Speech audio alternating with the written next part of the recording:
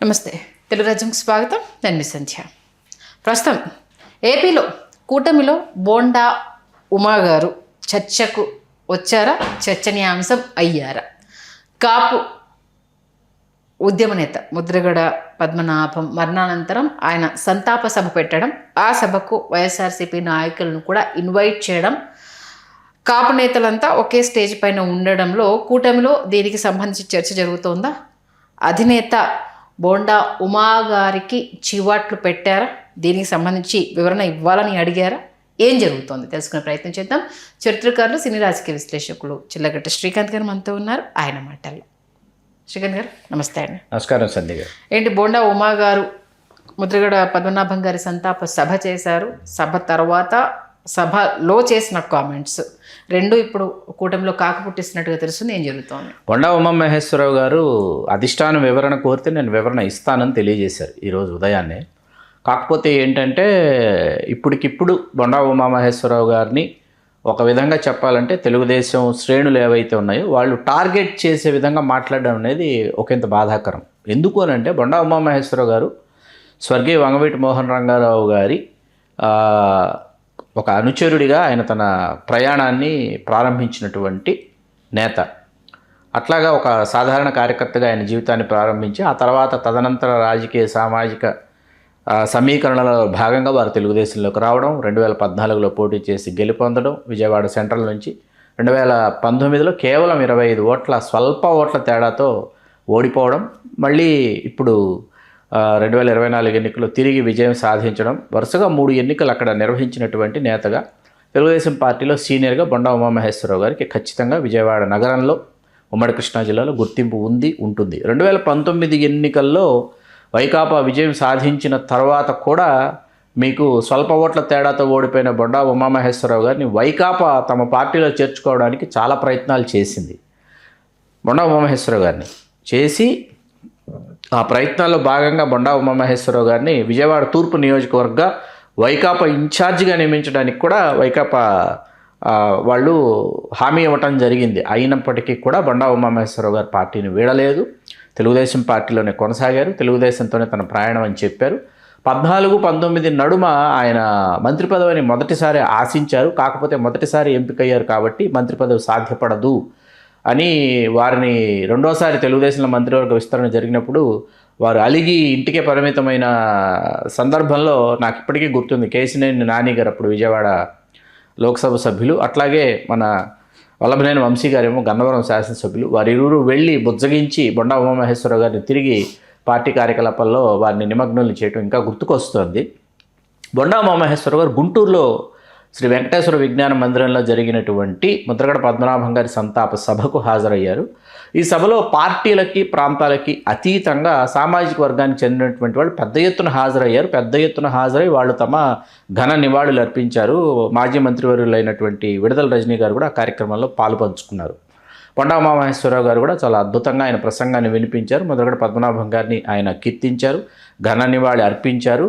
వచ్చిన తర్వాత ఆ సభకు ఎందుకు వెళతారు అని తెలుగుదేశం శ్రేణులు చేస్తున్నటువంటి హడావిడి ఏదైతే ఉందో దానికి బోండా ఉమామహేశ్వరరావు గారు ఖచ్చితంగా ఆయన గట్టిగానే ఈరోజు ఉదయం ఆయన సమాధానం ఇచ్చారు. రాజమండ్రిలో మంజీరా కన్వెన్షన్లో జరిగినటువంటి ముద్రగడ పద్మనాభం గారి సంతాప సభ ఏదైతే ఉందో అది పూర్తి స్థాయిలో వైకాపాలో ఉన్నటువంటి ముద్రగడ పద్మనాభం గారి సామాజిక వర్గానికి చెందినటువంటి ముఖ్య నేతలందరూ కూడా హాజరైనటువంటి సభకి మరి జగ్గంపేట తెలుగుదేశం శాసనసభ్యులు జ్యోతుల వెంకటప్పారావు గారు హాజరయ్యారు. అట్లాగే స్వయంగా వంగవీటి రాధాకృష్ణ గారు కూడా హాజరయ్యి వాళ్ళు తమ ఘన నివాళులు అక్కడ అర్పించి రావటం. ఇప్పుడు జ్యోతుల నెహ్రూ గారు తెలుగుదేశంలో ఉన్నారు, వంగవీటి రాధాకృష్ణ గారు తెలుగుదేశంలో ఉన్నారు. వాళ్ళు వెళ్ళి అక్కడ హాజరవ్వంగా లేని, పైగా అక్కడ వైకాపా ముఖ్య నేతలంతా కూడా అక్కడ వాళ్ళు నిర్వహించినటువంటి సభ, అక్కడికి వాళ్ళు వెళ్ళంగా లేనిది ఇక్కడ సామాజిక వర్గానికి చెందినటువంటి వారందరూ నిర్వహించినటువంటి సభ ఇది. ఈ సభలో నేను పాల్గొంటే తప్పేముందని చెప్పి బోండా ఉమామహేశ్వరరావు గారు ప్రకటించారు. కాకపోతే ఏంటంటే ఆయన మంత్రి పదవి ఆశించిన దాంట్లో ఆ లిస్టులో కనీసం ఆయన పేరు పరిగణలోనికి కూడా తీసుకోలేదు. వస్తుందో రాదో పక్కన పెట్టేస్తే పరిగణలోనికి కూడా తీసుకోలేదు. కాబట్టి ఆ కోపంతో ఇంత పెద్ద ఎత్తున కొట్టిపారేయడానికి వీల్లేనటువంటి అంశం మీరు లేవనెత్తారు. కొట్టిపారేయడానికి వీల్లేదు మీరు లేవనెత్తినటువంటి అంశం. ఎందుకంటే వారు గతంలో వారి యొక్క ఆక్రోశాన్ని వెళ్ళగక్కారు. ఎవరు సత్యకుమార్ యాదవ్, ఎవరు కొండపల్లి శ్రీనివాసు, ఎవరు వాసంశెట్టి సుభాష్, వీళ్ళందరూ ఇంకా 2-3 పేర్లు చెప్పారని. వీళ్ళందరూ మొట్టమొదటిసారి శాసనసభలోకి అడుగు పెడితే వీళ్ళందరూ కూడా రాష్ట్ర మంత్రులు అయిపోయారు. కూటమి అన్నారు, పొత్తు అన్నారు. ఈ పొత్తులో భాగంగా వీళ్ళందరూ కూడా శాసనసభ్యులు అయిపోయారు. మరి నేను 3 ఎన్నికలు ఎదుర్కొన్నాను, 2 సార్లు తెలుగుదేశంలో గెలిచాను, నాకు అవకాశం ఇవ్వరా అని చెప్పి బొండా ఉమామహేశ్వరరావు చాలా వ్యాకుల పడిపోయారు. ఆయన తెలుగుదేశం పార్టీలో ఎట్లా ఉంటుందంటే అధిష్టానం యొక్క అధినాయకత్వం యొక్క కరుణా కటాక్ష వీక్షణాలు ఎప్పుడు ఎవరి మీద ఎందుకు ప్రసరిస్తాయో అధిష్టానానికే తెలియదు అన్నమాట. ఎవరు ఊహించినటువంటి అద్భుతాలు అధినాయకత్వం చేస్తూ ఉంటుంది. మరి బొండా ఉమామహేశ్వరరావు గారు అంత వ్యాకుల పడిపోతే మరి మన కోనసీమ అంబేద్కర్ జిల్లాకు చెందిన బండారు సత్యానందరావు గారు ఏం మాట్లాడాలో నాకైతే అర్థం కాదు. ఆయన 8 ఎన్నికలు ఎదుర్కొన్నారు, 4 సార్లు ఆయన శాసనసభ్యులు, 7 సార్లు ఆయన తెలుగుదేశంలోనే పోటీ చేశారు. వివాదాల జోలికి వెళ్ళనటువంటి శాసనసభ్యుడు, సౌమ్యుడు, మితభాషి, నిరాడంబరుడు, నిగర్వి. మరి ఆయన మంత్రి పదవి కోసం ఆయన ఎన్ని మాట్లాడచ్చు, ఆయన అధిష్టానాన్ని ఎంత ప్రశ్నించవచ్చు. ఇక్కడ బొండా ఉమామహేశ్వరరావు గారు ఏంటంటే ఒక విధంగా ఒక ఐడెంటిటీ క్రైసిస్ అనేది బాధ పెడుతుంది ఎవరినైనా ఆత్మరక్షణలో ఆయన ఇంకా ఆత్మరక్షణలో పడిపోలేదు. కాకపోతే ఏంటంటే కొంతమంది దీనిని పెద్ద ఎత్తున అంటే వారు ఒక వంగవీటి మోహన్ రంగారావు గారి విగ్రహాన్ని నెలకొల్పుతాను అని వారు ఒక ప్రకటన చేశారు. ఆ ప్రకటన ఇప్పుడు ఏంటంటే ఒక విధంగా తెలుగుదేశం పార్టీలో ఒక తెలియనటువంటి కలవరాన్ని అయితే సృష్టించింది. అయితే వారు ఈ సందర్భంగా వంగవీటి మోహన్ రంగారావు గారి విగ్రహాన్ని ఇప్పటికిప్పుడు ఆవిష్కరిస్తున్నాను, ఇప్పటికిప్పుడు ప్రతిష్ఠిస్తున్నాను అన్నది ఇవాల్టి మాట కాదండి. వంగవీటి మోహన్ రంగారావు గారి విగ్రహానికి సంబంధించి పోలీస్ క్వార్టర్స్ దగ్గర ఉన్నటువంటి ఒక స్థలంలో అక్కడ ఆ స్థలాన్ని మంజూరు చేయించుకోవడం అయింది ప్రభుత్వం నుంచి.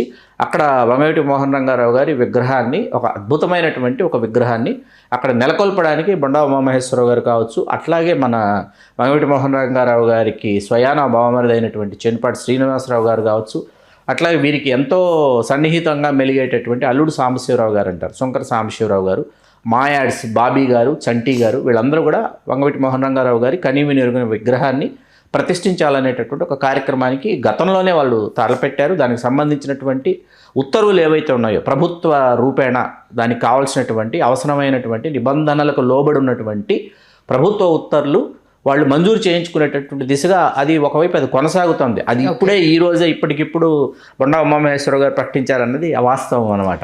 కాకపోతే ఇప్పుడు ఏమైపోయిందంటే కాపుల్లో అలజడ, బోండా ఉమాలో అలజడ అన్నది ఒకటి. ఇంకొక డిస్కషన్ ఏమొచ్చిందంటే కాపులకు అసలు ఎవరి హయాంలో ఎక్కువ ప్రాధాన్యత లభించింది, ఎవరి హయాంలో ఎవరు ఇంపార్టెన్స్ ఇచ్చారు అన్న దానికి సంబంధించి కాసేపటి క్రితం ఎమ్మెల్సీ వర్మ గారు కౌంటర్ అటాక్ ఇచ్చారు. చంద్రబాబు నాయుడు గారి హయాంలోనే కాపులకు అసలైన గుర్తింపు అనేది వచ్చింది, ఇది మర్చిపోయి ఎలా మాట్లాడతారు? తప్పండి, వర్మ గారు చేసిన వ్యాఖ్యలతో నేను ఏకీభవించడం లేదు. ఎందుకంటే మీకు 1989-94 మధ్య మీకు కనీవిని ఎరుగిన విధంగా ఈ సామాజిక వర్గానికి కాంగ్రెస్ పార్టీ అత్యధికంగా స్థానాల్ని కేటాయించిందన్నది ఎవరూ కాదనలేనటువంటి వాస్తవం. అది ఎంత వాస్తవం అంటే ఆ సమయంలో వంగవీటి మోహన్ రంగారావు గారి హత్యానంతరం కాంగ్రెస్ పార్టీ చాలా పి శివశంకర్ గారు, అనంతుల మదన్మోహన్ గారు లాంటి కె కేశవరావు గారు, వీళ్ళందరూ, అట్లాగే మనకి మిర్యాల వెంకటరావు గారు, వాళ్ళు ఆంధ్రప్రదేశ్లో వాళ్ళు సాగించినటువంటి దాసరి నారాయణరావు గారు, వీళ్ళందరూ చేసినటువంటి ఉద్యమ ఫలితంగా కాపునాడు యొక్క పుట్టుక ఏదైతే ఉందో ఆ పుట్టుక, ఆ ఉద్యమం తాలూకు ఫలితంలోనే మనకి ఈవేళ మనం అంబటి రాంబాబు గారి గురించి మాట్లాడుకున్నా, జక్కంపూడి రామ్మోహన్ రావు గారి గురించి మాట్లాడుకున్నా, లేకపోతే కన్నా లక్ష్మీనారాయణ గారి గురించి మాట్లాడుకున్నా, వీళ్ళందరూ పుంజాల సుధీర్ కుమార్ గారి గురించి మాట్లాడుకున్నా, గుడివాడ గురునాథరావు గారి గురించి మాట్లాడుకున్నా, వీళ్ళందరూ కూడా 1989లోనే వీళ్ళు క్రియాశీలక రాజకీయాల్లో మొట్టమొదటిసారి శాసనసభలోకి అడుగుపెట్టినటువంటి నేపథ్యం. ఎక్కువ మందికి అవకాశం వచ్చింది తెలుగుదేశం పార్టీలో. అంటే నేను వర్మగారి వ్యాఖ్యలతో ఏకీభవిస్తా. ఎప్పుడు ఏకీభవిస్తా, ఎక్కడ ఏకీభవిస్తా అంటే 1999 ఎన్నికల్లో ఖచ్చితంగా తెలుగుదేశం పార్టీ మరొక మారు, ఎందుకంటే Chandrababu Naidu garu he's the face of the Telugu Desam party అని వెళుతున్నటువంటి ఎన్నికలు కాబట్టి 94 ఎన్నికలు ఎన్టీ రామారావు గారు, లక్ష్మీపార్వతి గారు ఎదుర్కొన్నటువంటి ఎన్నికలు. ఆ ఎన్నికల్లో కనీవిని ఎరుగిన ఆధిక్యత వచ్చింది. 95 ఆగస్టు సంక్షోభం, శాసనసభ్యులను తన వైపుకు తిప్పుకొని చంద్రబాబు నాయుడు గారు పార్టీ అధినాయకుడిగా ఆయన అవతరించి, తెలుగుదేశం పార్టీలో ఆయన ముఖ్యమంత్రిగా అవతరించి శాసనసభ్యుల బలంతో ఆయన మొట్టమొదటిసారి ఎదుర్కొంటున్నటువంటి ఎన్నికలు 1999. కాబట్టి ఏంటంటే ఈ సామాజిక వర్గానికి, సింగిల్ లార్జెస్ట్ కమ్యూనిటీకి సంప్రదాయ స్థానాలతో పాటు మరికొన్ని స్థానాలు నేను కేటాయిస్తే ఖచ్చితంగా నేను మరొక మారు అధికారంలోకి వస్తాను. ఎందుకంటే అక్కడ దాసరి నారాయణరావు గారు, మిర్యాల వెంకటరావు గారు, డాక్టర్ వైఎస్ రాజశేఖర రెడ్డి గారు పిసిసి అధ్యక్షుడిగా ఉన్నారు. వాళ్ళందరూ కలిసి సామాజిక వర్గానికి ఎక్కువ స్థానాలు కేటాయిస్తున్నారని రాజశేఖర రెడ్డి గారికి తెలుసు, మన చంద్రబాబు నాయుడు గారికి తెలుసు. కాబట్టి చంద్రబాబు నాయుడు గారు ఎక్కువ స్థానాల్ని ఒకంత ఆయన లోక్సభ స్థానాల్ని ఆయన కేటాయించడం కావచ్చు, దానిలో భాగంగానే అప్పుడు 8 మంది లోక్సభ సభ్యులు గెలవటం కావచ్చు 99 ఎన్నికలు, ఇవి జరిగినటువంటి మాట వాస్తవం. అయితే చంద్రబాబు నాయుడు గారు 2004 ఎన్నికల నుంచి ఒకసారి చూసుకుంటే, 2009 ఎన్నికల్లో ఒకసారి చూసుకుంటే, 2009 ఎన్నికల్లో అసలు ఎంత దారుణంగా కేటాయించారు స్థానాలంటే అసలు ఎవరు అంత దారుణంగా స్థానాలు కేటాయించారు. సంప్రదాయ స్థానాలు కూడా చంద్రబాబు నాయుడు గారు, రాజశేఖర రెడ్డి గారు ఇరువురు ఈ సామాజిక వర్గానికి ఇచ్చేటటువంటి స్థానాల్ని, సాంప్రదాయక స్థానాల్ని కూడా ఇవ్వకుండా, ఎందుకు అంటే చిరంజీవి గారు పార్టీ పెట్టారు కాబట్టి, మీ చిరంజీవి గారి దగ్గరికి వెళ్ళి మీరు ఎమ్మెల్యే స్థానాలు కోరుకుంటారా, లోక్సభ స్థానాలు కోరుకుంటారా, మీ చిరంజీవిని అడిగి మీరు తీసుకోండి అని చెప్పి ఇద్దరూ ఆ రోజు కేటాయించినటువంటి ఎన్నికలు 2009. 2014కు వచ్చేటప్పటికి కూడా చంద్రబాబు నాయుడు గారు సంప్రదాయ స్థానాలు కేటాయించలేదు. కాకపోతే 11th అవర్లో పవన్ కళ్యాణ్ గారు, జనసేన, పొత్తు ధర్మము, కూటమి మరియు ఉప ముఖ్యమంత్రి ఈ సామాజిక వర్గానికి ఇస్తానని చెప్పి చంద్రబాబు నాయుడు గారు ఉమ్మడి తూర్పుగోదావరి జిల్లాలో ప్రకటించడము, వెనుకబడిన తరగతులలో చేర్చేటటువంటి అంశాన్ని తెర మీదకు తీసుకురావడము, అట్లాగే సంక్షేమం కోసం, ఈ కుల సంక్షేమం కోసం సంవత్సరానికి 1000 కోట్ల రూపాయలు కేటాయిస్తానని చెప్పడము, ఇవన్నీ కూడా 2014లో అధికారంలోకి రావడానికి కారణమైంది. 19లో అధికారానికి దూరం కావడానికి వర్మగారు చేసినటువంటి బొండా ఉమామహేశ్వరరావు గారు కూడా అదే వ్యాఖ్యలు చేశారు. 19 ఎన్నికల్లో తెలుగుదేశం పార్టీ అధికారంలోకి దూరం కావడానికి ముద్రగడ పద్మనాభం గారి ఉదంతాన్ని ఆయన 2019లో అవునన్నా కాదన్నా ఓడిపోవడానికి కారణం అనేటటువంటి ఆయన చెప్పారు. అది కరెక్ట్ కాదు అంటూ వర్మ గారు మళ్ళీ కౌంటర్ ఇచ్చారు. 2019 ఎన్నికలు అదొక్కటే కారణం కాదండి. తెలుగుదేశం పార్టీ అధికారం కోల్పోవడానికి అదొక్కటే కారణం కాదు. పవన్ కళ్యాణ్ గారు, తెలుగుదేశం పార్టీ, భాజపా కలిసి ప్రయాణం చేయలేదు. పవన్ కళ్యాణ్ గారు వెలుపులు ఉన్నారు. పవన్ కళ్యాణ్ గారు సొంతంగా ఆయన ఒక ప్రయాణాన్ని ప్రారంభించారు. జగన్మోహన్ రెడ్డి గారికి వెళ్ళేటటువంటి ఓటు ఏదైతే ఉందో, అంటే ఫ్రెష్ ఓట్, న్యూ ఓటు అనేది ఏదైతే జగన్మోహన్ రెడ్డి గారికి వెళుతుంది అనేది పవన్ కళ్యాణ్ గారికి వస్తుంది. ఆ సామాజిక వర్గం నుంచి ఆ ఓటు స్ప్లిట్ చేయాలనేటటువంటి ధోరణిలో చంద్రబాబు నాయుడు గారు, పవన్ కళ్యాణ్ గారు ఇరువురు వేరువేరు పక్షాలుగా చీలి పోరాటం చేసి, దానిని ప్రజలు ఏంటంటే జాగ్రత్తగా పసిగట్టి వాళ్ళు ఏంటంటే ఒక్క ఛాన్స్ అంటూ వస్తున్నటువంటి జగన్మోహన్ రెడ్డి గారికి, రాజశేఖర రెడ్డి గారు చేసిన దానిలో రాజశేఖర రెడ్డి గారు ₹1 చేశారనుకుంటే అందులో పావలానో అర్ధో జగన్మోహన్ రెడ్డి గారు చెయ్యకపోతారు, ఆయన కొడుకే కదా అని ఆయనకు ఆ ఒక్క ఛాన్సు, ఒక్క అవకాశం జగన్మోహన్ రెడ్డి గారికి 19 ఎన్నికల్లో ఇచ్చారు.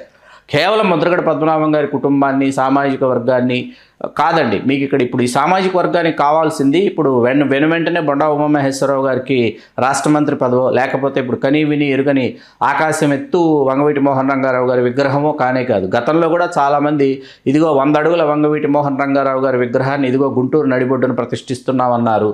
తర్వాత వచ్చేసి వంగవీటి మోహన్ రంగారావు గారి హత్యోదంతానికి సంబంధించి ఇదిగో రణరంగం అన్నారు, వీరంగం అన్నారు, రకరకాల సినిమాల పేర్లను ప్రకటించారు. చైతన్య రథం 2 వస్తుందన్నారు. ఇవన్నీ ఏమైపోయాయో, ఈ ప్రకటనలు చేసినటువంటి వాచాలురంతా ఎక్కడ ఏ కలుగులో దాక్కున్నారో నాకైతే అర్థం కాదు. వీళ్ళందరూ ఏంటంటే ఆ వేదిక మీద ఆ సమయానికి, ఆ సందర్భానికి, ఆ భావావేశాలకు, ఆ భావోద్వేగాలకు లోనైపోయి ఆ జోహార్ రంగా జోహార్ జోహార్ అనేటటువంటి ఆ నినాదాలతో హోరెత్తించేసి అప్పటికప్పుడు చేసేటటువంటి ప్రకటనలే తప్ప వీళ్ళకెవరికి నియోజకవర్గాల ఎలలు కూడా సరిగ్గా తెలియవు. వీళ్ళకి ఇవాళ కావాల్సింది, వీళ్ళు ఇవాళ పోరాడాల్సింది, వీళ్ళు ఇవాళ ఎలుగెత్తి చాటాల్సింది, వీళ్ళు శాసనసభలో వీళ్ళ యొక్క సంఖ్యని పెంచుకోవటం, సంఖ్యాబలాన్ని శాసనసభలో పెంచుకోవాలి, లోక్సభలో పెంచుకోవాలి. వీరు ఫస్ట్ ప్లేస్ ఆఫ్ ఓటర్స్గా ప్రథమ సంఖ్యలో, ప్రథమ స్థానంలో ఓటర్లుగా ఉన్నటువంటి నియోజకవర్గాల్లో వాళ్ళు అత్యధికంగా పోటీ చేసేటటువంటి కొన్ని ఎస్సీ ఎస్టీ రిజర్వ్డ్ నియోజకవర్గాల్లో కూడా మొదటి వరుసలో మొదటి స్థానంలో ఉన్నటువంటి ఓటర్లు వీళ్ళే. ఆ స్థానాలు ఎలాగో రిజర్వ్డ్ స్థానాలు, అక్కడ వీళ్ళు పోటీ చేయడానికి అవకాశం లేదు సాంకేతికంగా. వీళ్ళు ప్రథమ స్థానంలో ఉన్నటువంటి చోట కూడా పుంగనూరు ఉంది, మా పుంగనూరు మొదటి స్థానంలో బలిజీల ఓటర్లు. తెనాలికి వస్తే తెనాలిలో నాయుళ్లే ఓటర్లు మొదటి స్థానాలు. ఇక్కడ మేము ఎలా పోటీ చేయాలి, ఎప్పుడు పోటీ చేయాలి, మాలో నాయకుడు ఎవరు వస్తారు, నాయకత్వ లక్షణాలు ఎలా పెంపొందించుకోవాలి, ఏ పార్టీని అడిగితే మనల్ని గుర్తిస్తారనేటటువంటి ప్రయాణం చేయాలి. ఆ ప్రయాణాన్ని పక్కన పెట్టి బొండా ఉమామహేశ్వర గారు, ఇప్పుడు ముద్రగడ పద్మనాభం గారు, తప్పేంటండి? బొండా ఉమామహేశ్వర గారు, ముద్రగడ పద్మనాభం గారు సంతాప సభకు వెళ్ళి ఘన నివాళులు అర్పించొస్తే తప్పేంటి? నాకు అర్థం కావట్లా. ఏంటి ఆయన చేసినటువంటి నేరం ఏంటి? అంటే ఆయన సభ పెట్టడం తప్పు కాదు. ఆయన సభ పెట్టలేదండి, ఆయన సభ ఆయన నిర్వహించాల. వెంకటేశ్వర విజ్ఞాన మందిరంలో నిర్వహించింది గుంటూరుకు చెందినటువంటి కాకపోతే అది ఎలా ఎలివేట్ అయిపోయిందంటే బోండా ఉమా గారి సభ పెట్టారు, బోండా ఉమా గారే ప్రాతినిధ్యం వహించారు, బోండా ఉమా గారే వీళ్ళందరినీ అసోసియేట్ చేశారు అన్న ఎలివేషన్ అనేది అక్కడ రావడం జరిగింది. బొండా ఉమామహేశ్వరరావు గారే నిర్వహించదలుచుకుంటే విజయవాడ నగర నడిబొడ్డున బొండా ఉమామహేశ్వరరావు గారే నిజంగా పిలుపునిచ్చి సామాజిక వర్గం ఉమ్మడి కృష్ణా జిల్లాలో ఉన్న సామాజిక వర్గాన్ని అటు పశ్చిమ గోదావరి ఇటు గుంటూరు జిల్లాలో ఉన్న వాళ్ళందరినీ ఆహ్వానించి నిర్వహించదలుచుకుంటే లక్షల్లో వస్తారండి. వెంకటేశ్వర విజ్ఞాన మందిరం కెపాసిటీ ఎంత 1100 అండి, 1500-1600 మందికి మించి లేరు ఆ రోజు. విజువల్స్ నేను చూశాను. అక్కడ వెంకటేశ్వర విజ్ఞాన మందిరంలో గతంలో నేను కూడా 2-3 కార్యక్రమాలకి సభాధ్యక్షుడిగా వ్యవహరించాను. 1100 కెపాసిటీ, 1500-1600 మందికి మించి లేరు అక్కడ. 1516 కానీ అత్యధికులు వైకాపాకి సంబంధించిన మెయిన్ ఫేసెస్ అన్ని అవును వస్తారు. ఇప్పుడు అంబటి రాంబాబు గారు స్థానికులు, విడుదల రజనీ గారు వాళ్ళిద్దరూ రాష్ట్ర మంత్రులు చేసినటువంటి వాళ్ళు ఉమ్మడి గుంటూరు జిల్లాలో జరుగుతుంటే వాళ్ళు వస్తారు. ఇప్పుడు అంత మాత్రాన దీనిని తెలుగుదేశం పార్టీ దయచేసి సామాజిక వర్గాన్ని మీరు పార్టీల పరంగా చీల్చేటటువంటి కార్యక్రమానికి దయచేసి మీరు ఫుల్ స్టాప్ పెడితే చాలా బాగుంటుందని తెలుగుదేశం నాయకులకి, అత్యుత్సాహవంతులకి నా హృదయపూర్వక విజ్ఞప్తి. ఎందుకంటే మీరు పార్టీల వారీగా విభజించాలని మీరు ఎప్పుడు ప్రయత్నించినా కూడా వీళ్ళు పార్టీలకి ప్రాంతాలకి అతీతంగా కలిస్తే మాత్రం పరిస్థితులు ఎట్లా ఉంటాయో, ఏ స్థాయిలో పునరావృతం అవుతాయో, ఎన్ని సంవత్సరాలు మీరు అధికారానికి మీరు దూరం అయిపోతారు. గతంలో మీకు చాలా దృష్టాంతాలు, చాలా సంఘటనలు మాకంటే మీకు బాగా తెలుసు. డిస్కస్ చేద్దాం సార్. నాకంటే మీకు చాలా బాగా తెలుసు. ఇప్పుడు మళ్ళీ ఆగస్టులో మీరు కిర్లంపూడిలో వేలాది మందితో మరొక సంతాప సభ అక్కడ జక్కంపూడి గణేష్ గారి నాయకత్వంలో అక్కడ జరుగుతోంది. కనీవి నెరిగిన విధంగా పార్టీలకి ప్రాంతాలకి సంబంధం లేదు, సామాజిక వర్గంలో పుట్టినటువంటి వాళ్ళందరూ కూడా హాజరవ్వాలని వాళ్ళు అక్కడ పిలుపునివ్వడం జరిగింది. ఇది ముద్రగడ పద్మనాభం గారికి నివాళులు అర్పించేటటువంటి అంశం అనేది సామాజిక కోణంలో సామాజిక వర్గానికి చెందినటువంటి అంశం. ఇది పూర్తిగా ఇక్కడ కొంతమంది అత్యుత్సాహవంతులు సోషల్ మీడియాలో చేస్తున్నటువంటి అల్లరి ఏంటంటే చివరి రోజుల్లో ఆయన వెళ్ళి వైకాపాలో చేరారు, లేకపోతే వైకాపా కండువా కప్పుకున్నారు, జగన్మోహన్ రెడ్డి గారి సమక్షంలో చేరారు, ఆ తర్వాత ఆయన పేరు మార్చుకున్నారు, పిఠాపురంలో పవన్ కళ్యాణ్ గారు అంటే ఒక తెల్ల కాగితం ఉందండి. తెల్ల కాగితంలో ఒక నల్లటి చొక్కు ఉంది. మీరు తెల్ల కాగితం చూస్తాం, నల్లటి చొక్కను చూస్తాం. ఎంతసేపు ఆ నల్లటి చొక్కను చూపిస్తూ ఇది నల్ల చొక్క, ఇది నల్ల చొక్క అంటే మిగతా కాగితం అంతా తెల్లగా ఉంది, దాని గురించి మాట్లాడుకుందాం అంటున్నాను నేను. ఓకే, మీకు అర్థమైంది కదా. బొండా ఉమామహేశ్వర గారు వెళ్ళింది అంజలి ఘటించడానికి, నివాళులు అర్పించడానికి. ఖచ్చితంగా ఆయన పిలుపునందిస్తే మీకు ఉమ్మడి ప్రకాశం జిల్లాలో ఆమంచి కృష్ణమోహన్ గారు ఆ మధ్య పిలుపునిచ్చి నిర్వహిస్తేనే 1,00,000కు పైగా హాజరైనటువంటి సభ కూడా జరిగింది. ఇప్పుడు గతంలో ఆయన తర్వాత తెలుగుదేశం పార్టీ ఆయన స్వాగతించింది, అది వేరే విషయం. ఇప్పుడు బొండా ఉమామహేశ్వర గారు కృష్ణా జిల్లాలో నిర్వహించాలి అని అనుకుంటే సామాజిక వర్గం అంతా కృష్ణా జిల్లాలో ఏకమైతే ఏ స్థాయిలో ఉంటుందన్నది ఏమో బొండా ఉమామహేశ్వర గారు నిర్వహిస్తే తెలుస్తుంది. చూస్తారు. రేపు వంగవీటి మోహన్ రంగారావు గారి విగ్రహ ప్రతిష్టాపన, విగ్రహం యొక్క తయారీ, మరొకటి ఇంకోటి అన్నీ ఆ పనులన్నీ ప్రారంభమయ్యాయి. చూస్తారు ఏ స్థాయిలో ఉంటుందో. కాకపోతే తెలుగుదేశం మాత్రం బొండా ఉమామహేశ్వరరావు గారితో పెట్టుకుంటే మాత్రం బొండా ఉమామహేశ్వరరావు గారు దానిని ఏ స్థాయిలో ఎదుర్కొంటారన్నది కూడా తెలుగుదేశం వాళ్ళ ఊహలకు వదిలేస్తున్నాను. అంత కెపాసిటీ ఉందంటారా? ఖచ్చితంగా. సామాజిక కోణంలోకి వెళ్ళిపోయిన తర్వాత ఏమవుతుందంటే అక్కడ మీకు ఆ భావోద్వేగాలు అనేవి క్రింది స్థాయిలో ఉన్నటువంటి సామాజిక వర్గాన్ని తీవ్రంగా ప్రభావితం చేస్తాయి. ఇది బొండా ఉమామహేశ్వర గారు తెలుగుదేశం పార్టీ ఆయన రాష్ట్ర మంత్రి పదవి కోసం ప్రయత్నిస్తున్నారు, మరొకటి ఇంకొకటి కాదండి. ఈ సామాజిక వర్గానికి చెందినటువంటి నేత ఈ కార్యక్రమానికి వెళ్ళారు అన్నది ఇది బాహాటంగా బహిరంగంగా మనకు తెలిసింది. కాబట్టి మీరు అత్యుత్సాహవంతులు మీరు చేస్తున్నటువంటి వ్యాఖ్యానాలు మీ సామాజిక వర్గానికి సంబంధించి మీరు ఏ కార్యక్రమాలకు మీరు హాజరవుతారో, లేకపోతే ఎవరెవరికి ఎక్కడెక్కడ ఏ పార్టీలో మీరు ఏ విధంగా నివాళులు అర్పించుకుంటారో అవి బహిరంగ రహస్యం కాదు. కాబట్టి అవి ఇన్సైడ్ స్టోరీస్, ఇన్సైడ్ విజువల్స్. కాబట్టి మేము ఎవరూ ఏ విధమైనటువంటి కామెంటో మరొకటి చేయలేనటువంటి పరిస్థితి. దాని గురించి కూడా ఒకరోజు మాట్లాడుకుందాం.